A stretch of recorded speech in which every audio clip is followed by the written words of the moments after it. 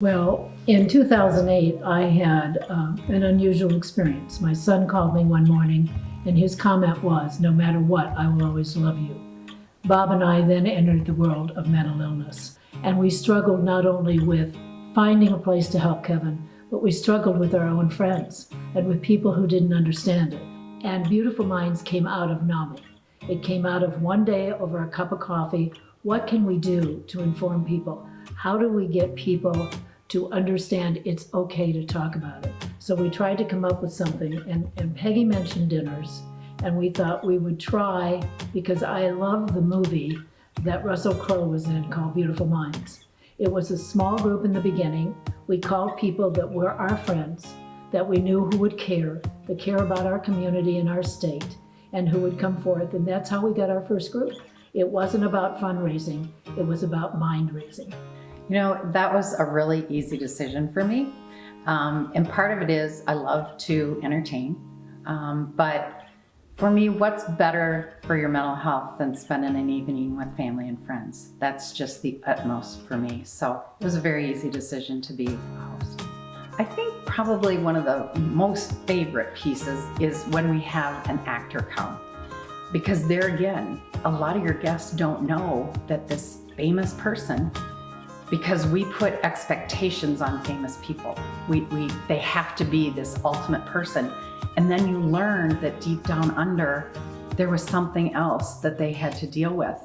What I enjoy most about the Beautiful Minds dinners is so many things. It's difficult really to pinpoint just one.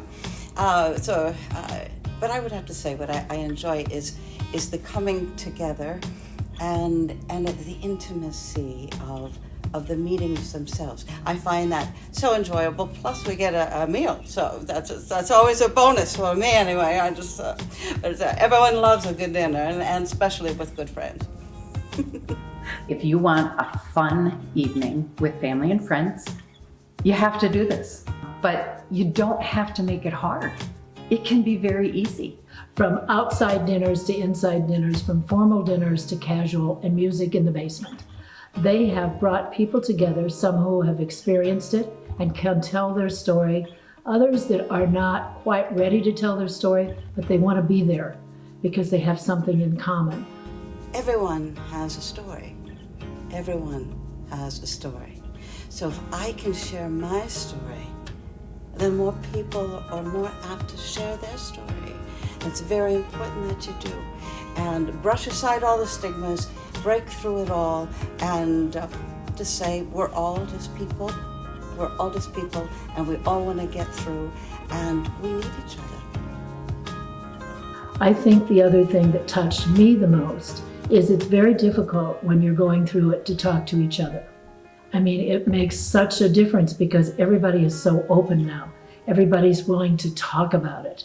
And before, when we first started, it was a frightening topic. And it was such a, celebration isn't even the word. So many people came up to me and said, "You don't know how much this means to us." And that's what it's about.